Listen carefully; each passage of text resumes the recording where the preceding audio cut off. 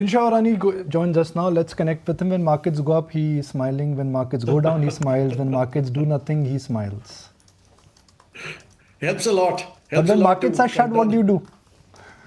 I still That's the smile. I point. still You smile. still smile. Nobody's smiling like you after this recent correction. Everybody's No, crying no, on no. the street. Let's be clear. I think there was an opportunity to buy actually, so that's why I'm smiling. Have you started buying already? I mean, you've been talking about this correction. You said, look, things are getting dangerous. Mid cap had become Right. Humpty Dumpty. Uh, are things looking good now? Is it time to buy the fear? So, Nikunj, actually, it's not about, by the way, a very good morning to you and your viewers, and always a pleasure to be on your show. So, Nikunj, it's not about, I see, we still believe that there's a lot of froth in the small cap and certain pockets of mid cap, right?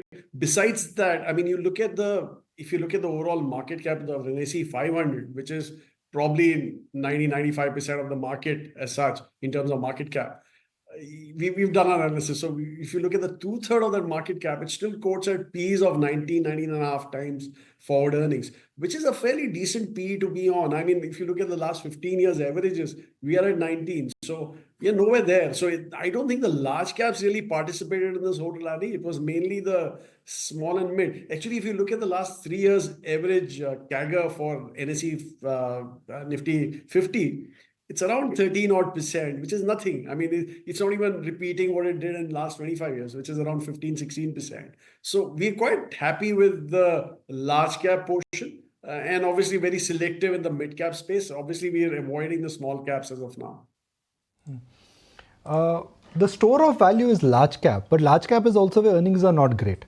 Nestle, Bajaj Auto, uh, Kotak Mahindra Bank, Infosys. So why large cap when they are also falling under pressure?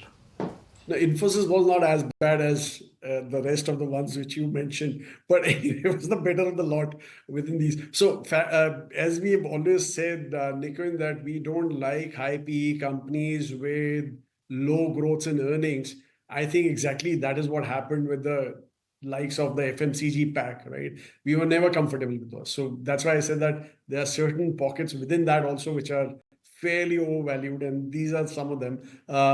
Obviously, a few names that you other mentioned, we don't own them. We like Infosys though, and we own Infosys. But besides that, look at the IT pack. I mean, overall, I don't think it was a problem, right? Basically, what are you talking about? We're talking about reasonable valuations, mid teens kind of growths in the IT pack, which is quite okay for us.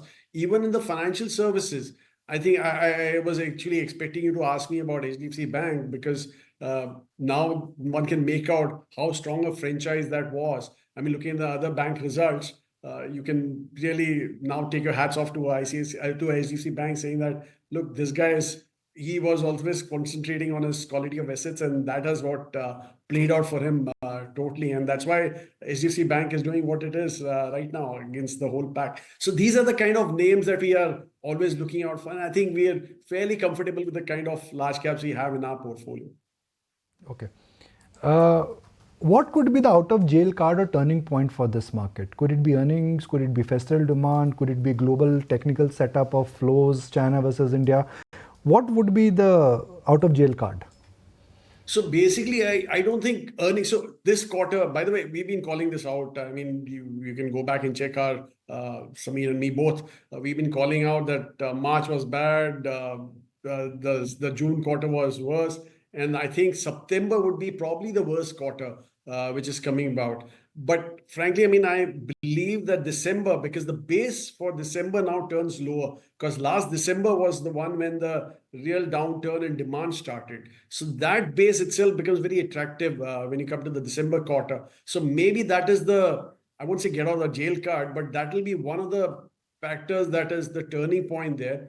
Having said that, FI selling, yeah, obviously that's creating a lot of pressure in the market in terms of the supply. But I don't think that FI selling is because of what's happening in China. Actually, China's seen larger selling this month than India has. India has seen from some 9.5, 10 odd billion dollars of selling month to date. China's around 12. I mean, last I checked on Bloomberg, it was 12. Yesterday's number I'm talking about till day before's rather number. So it's obvious that the FIs are, I think they're basically playing a Trump trade probably in the US. So they're going back, the money's going back to the US. So I don't think that's a issue. And anyway, that'll reverse because if India is going to grow its GDP at what, 10.5, 11 odd percent, nominal GDP I'm talking about, obviously earlier it didn't matter because we've been doing that on a regular basis. Earlier it didn't matter because we didn't have the scale. Now with the being the we'll probably be the third largest very shortly in the next 3-4 years. So if that happens, I mean, there's no way they can ignore us. So I don't think that that outflow will continue for a while. I mean, I think it's going to reverse back pretty shortly. Happens shortly or not, Dinshaw definitely can't ignore us. That's the word coming in. But what's the view on FMCG and consumption? And consumption at the, not only the bottom level, but even the mid level. Urban is a different ballgame altogether. But if you look at the two-wheeler sales, if you look at what the FMCG companies are saying, it looks like even urban demand is slowing down and rural hasn't picked up. I agree. I agree totally with this statement because that's what we had called out also. I mean, when I think when some of the FMCG companies came and said, look, rural is picking up.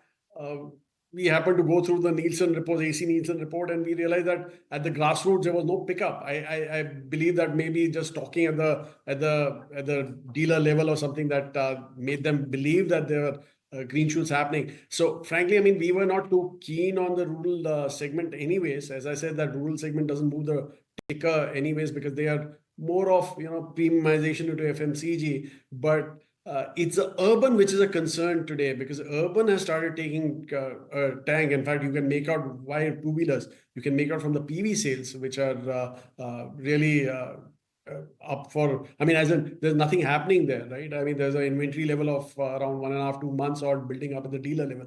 So that's where the concern is. But I don't see that to be a big issue because I think it's more of a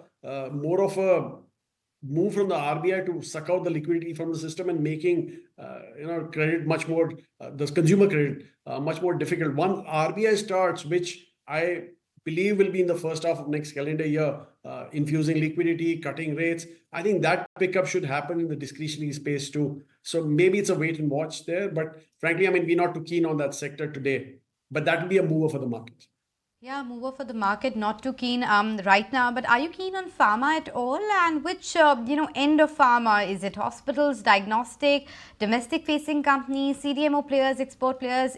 Where is that you are finding value and comfort right now?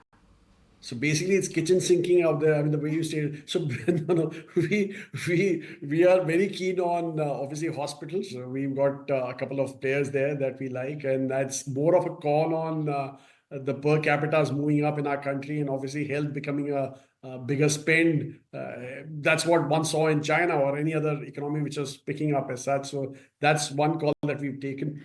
We like the CDMO space, no doubt about that. And that's why we have only one player out there, which is probably one of the best players within that space as such. And obviously, the US facing pharma, I think if you take a Trump call, there's definitely going to be a pressure going forward as such. So that's why we don't like the US focused pharma companies much. And we don't have any much exposure, and rather no exposure there as such. We more focus on to domestic pharma. In the diagnostic space, we got the best player, the top player with us. Dinshaw, with every 2-3 quarters, the leadership in the market changes. What does well this year rarely does well for 2 or 3 years more. So what do you think is unlikely to be a market performer next year from this Diwali to next Diwali? And what do you think could be a market outperformer?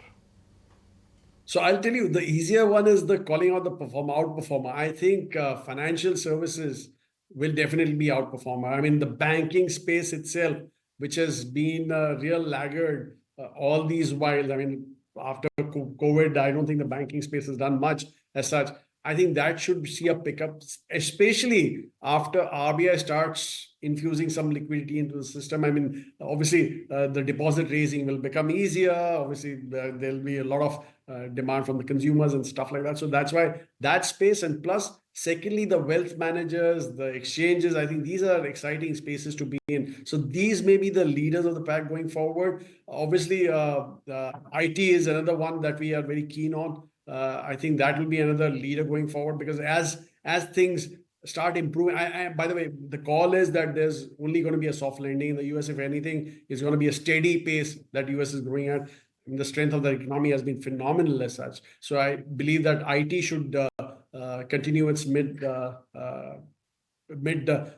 kind of growth going forward. So that's why we are very keen on that.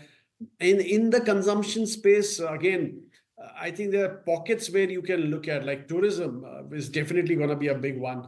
I don't think India has got any quality rooms, and given the fact that the Indian tourism itself is picking up. In fact, the recent article that I read up was that we're going to replace the Chinese in the next couple of years as the largest tourist base moving around in the world as such. So I'm sure the domestic tourism also will pick up in a big way.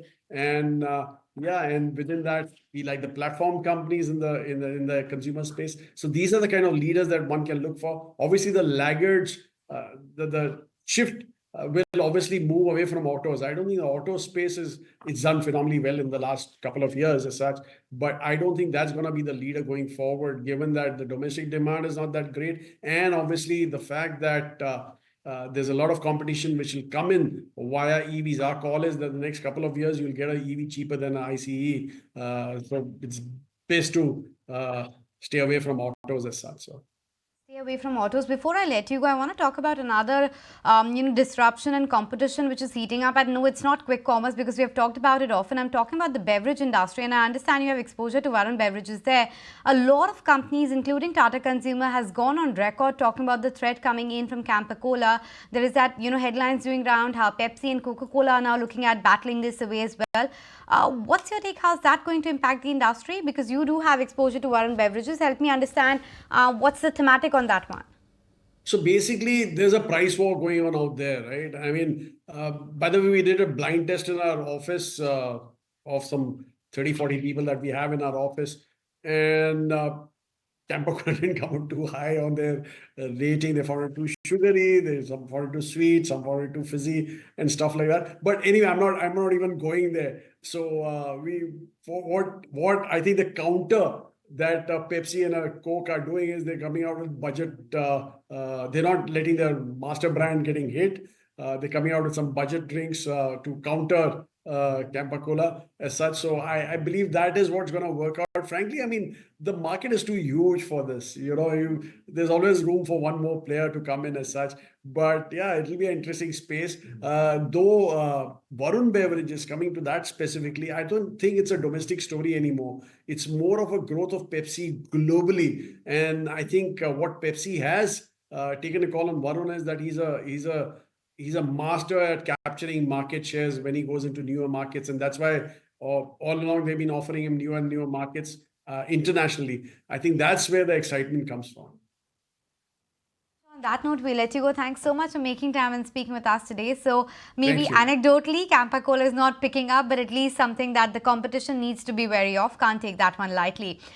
For the market, we're holding. There comes a time when your heart calls for you to arise. Plant your feet solid into the ground. Decide your own limits. And then break right through them. Become something more. It's my time to rise.